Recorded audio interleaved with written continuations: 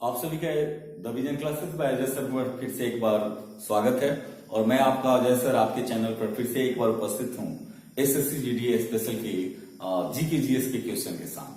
तो एक एक करके हम चलेंगे कैसे प्रश्न पिछले बार आए और उसके जो एक्सप्लेनेशन है वो क्या है, उसके मेजर से मेजर व्याख्या को हमने कोशिश किया है कि आपके बीच लाएं और आपको सेटिस्फाइड करें। तो आप कितना सेटिस्फाइड है और क्या यह प्रश्न महत्वपूर्ण है या नहीं, ये विचार आपको करना है। तो आइए देखते हैं। सबसे पहले हम देखेंगे कि हमारा जो क्वेश्चन है ये आ चुका है एसएससी जीडी में। अगर आपने एसएससी जीडी आपने फॉर्म अप्लाई किया है तो नेक्स्ट मंथ इसका एग्जाम होने वाला है और आप भरपूर मेहनत करें, क्योंकि अब समय नहीं बचा है कि आप क्या करें कि टाल मटोली कर लें, क्योंकि अभी जितना पढ़ लीजिएगा वो आपके लिए बेटर है, क्योंकि देश सेवा का सबसे सुपर अवसर आपको प्रदान किया गया।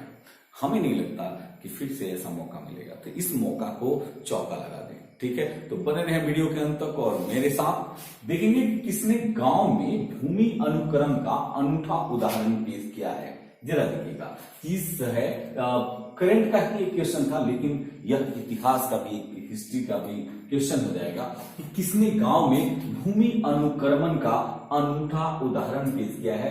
ऑप्शन दिया है भंडारदारा, माजुली, कट्टरमाल, सुखो माजरी। ठीक है, सुखो माजरी।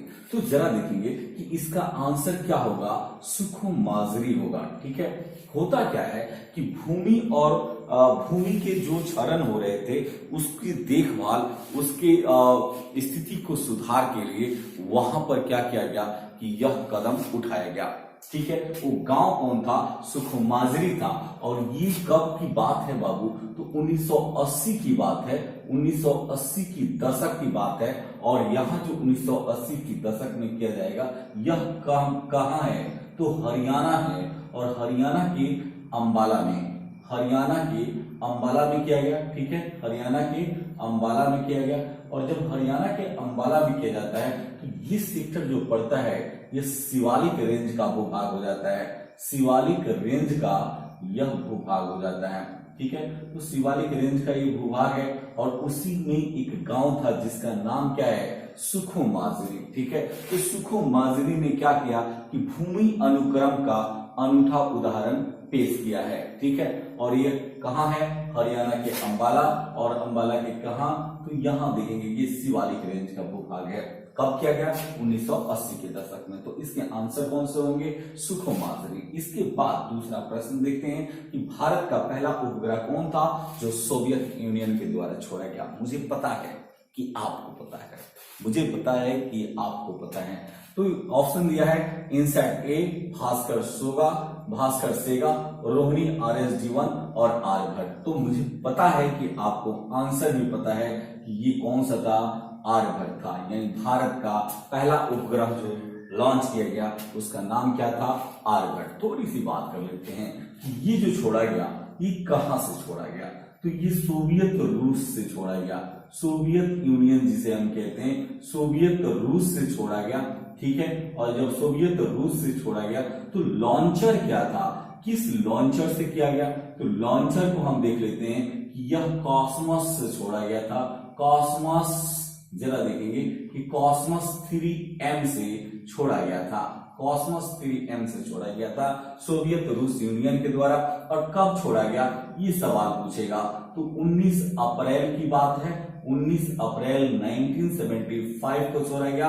और इसका वेट पूछ लेगा कितना था, तो ये 360 केजी का था, यानी 360 केजी का था। स्क्रीनशॉट लेते रहिएगा, स्क्रीनशॉट बाबू लेते रहना है, क्योंकि मैं तो मिटाऊंगा। ठीक है, तो देख लेंगे कि क्या है, सोवियत रूस से आर्यभट्ट को लॉन्च किया गया था। लॉन्चर का नाम क्या था, कॉस्मोस 3M था। 19 अप्रैल 1975 की बात है। और इसका वेट कितना था, तो 360 केजी था, 360 केजी था। इसके साथ इसको हम मिटा के आगे की ओर चलते हैं। अगला जो सवाल है हमारा मिटा देंगे बाबू। ठीक है, क्योंकि मुझे स्पेस चाहिए, जगह चाहिए, और जगह की तो किल्लत होती ही है। ठीक है। अगला सवाल है कि खिलाफत आंदोलन किस वर्ष शुरू किया गया।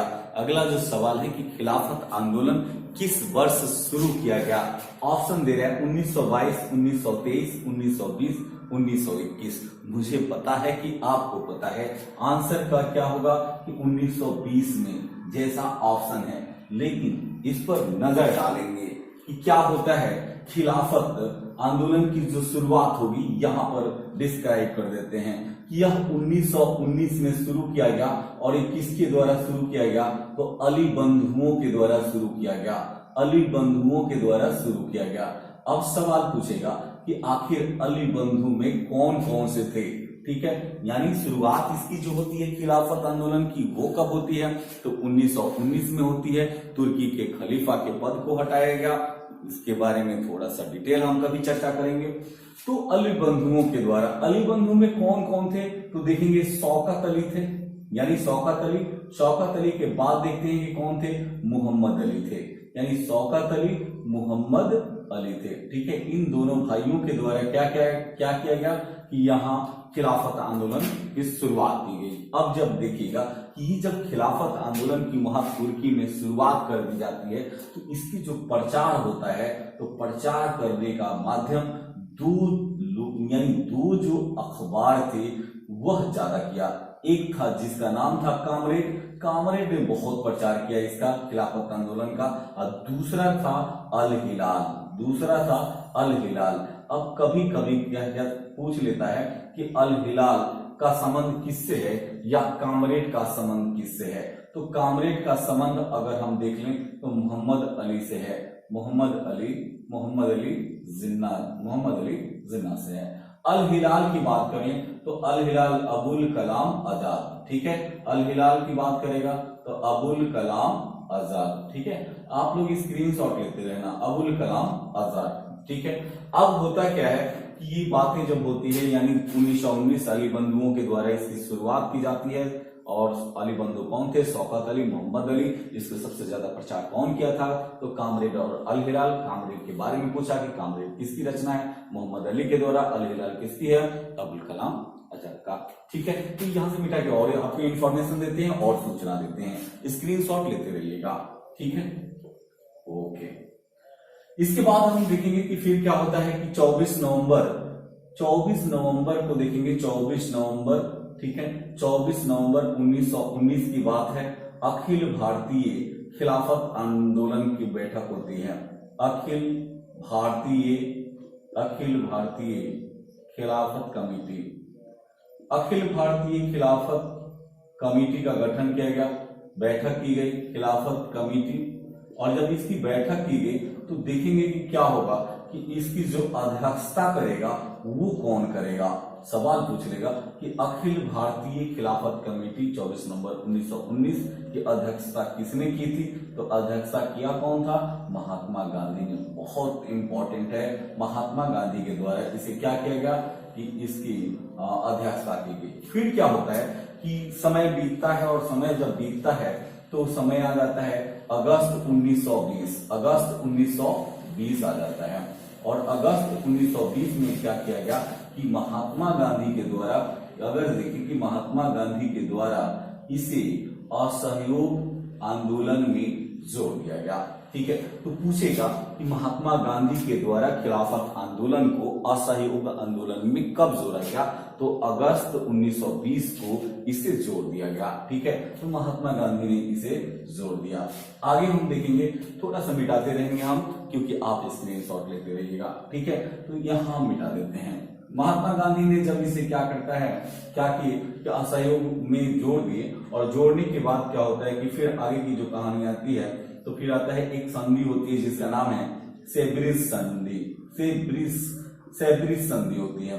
और सेब्रिज संधि के द्वारा क्या किया जाता है कि तुर्की का विभाजन किया जाता है। तुर्की का विभाजन सेब्रिज संधि के द्वारा तुर्की विभाजन हो गया। अब जब तुर्की विभाजन हो जाएगा, तुर्की का विभाजन होगा, तो सवाल पूछेगा तुर्की का विभाजन जो होता है वह किस संधि के द्वारा होता है, तो सेवरिस संधि के द्वारा होता है। इसके बाद फिर क्या होता है कि समय आगे की ओर बढ़ा और 1924 में क्या हुआ कि यहाँ पर एक अंतरिम सरकार की गठन की गई और तुर्की में अंतरिम सरकार की जो गठन की गई वह किसके नेतृत्व में किया गया, तो जरा देखेंगे कि इसका नाम है मुस्तफा, ठीक है, मुस्तफा और कमाल पाशा, मुस्तफा कमाल पाशा के नेतृत्व में किया गया, मुस्तफा कमाल पाशा के नेतृत्व में किया गया, ठीक है। तो 1924 में यहाँ अंतरिम सरकार का गठन होता है, नेतृत्व किसका था, तो मुस्तफा कमाल पाशा का था, ठीक है। इसके बाद हमने देख लिया कि खिलाफत आंदोलन किस वर्ष शुरू हुआ। अब जरा देखना, शुरुआत तो 1919 में हुई थी, कहाँ, तुर्की में, लेकिन अगर हम भारत की बात करें तो भारत में कब, तो 1920 में। क्यों, क्योंकि अखिल भारतीय कमेटी का गठन होता है और उसके बाद इसको महात्मा गांधी क्या करते हैं कि असहयोग आंदोलन से जोड़ देते हैं। इसके साथ ही देखिएगा कि अगला सवाल जो है हमारा, तो अगला सवाल लेते हैं, गेटवे ऑफ इंडिया स्थित है, पूछ रहा है कि गेटवे ऑफ इंडिया स्थित है कहाँ, तो ऑप्शन दिया है कोलकाता, दिल्ली, मुंबई, बेंगलुरु। तो आपको पता है कि यह कहाँ है, मुंबई में है और मुंबई में इसकी स्थापना होती है और 1911 में एक कार्डबोर्ड के रूप में होती है। जस्ट दूसरे वीडियो में हम आपको इसके बारे में डिटेल बता रहे हैं। उसके बाद भूदान आंदोलन किसने किया, इन चारों ऑप्शन को हम एक्सप्लेन करेंगे। तो बने रहे वीडियो के अंत तक और ज्यादा से ज्यादा लाइक करें, शेयर करें और जुड़े। कैसा वीडियो लगा कमेंट बॉक्स में जरूर बताएं। तो लेते हैं विदा, जय हिंद, जय भारत।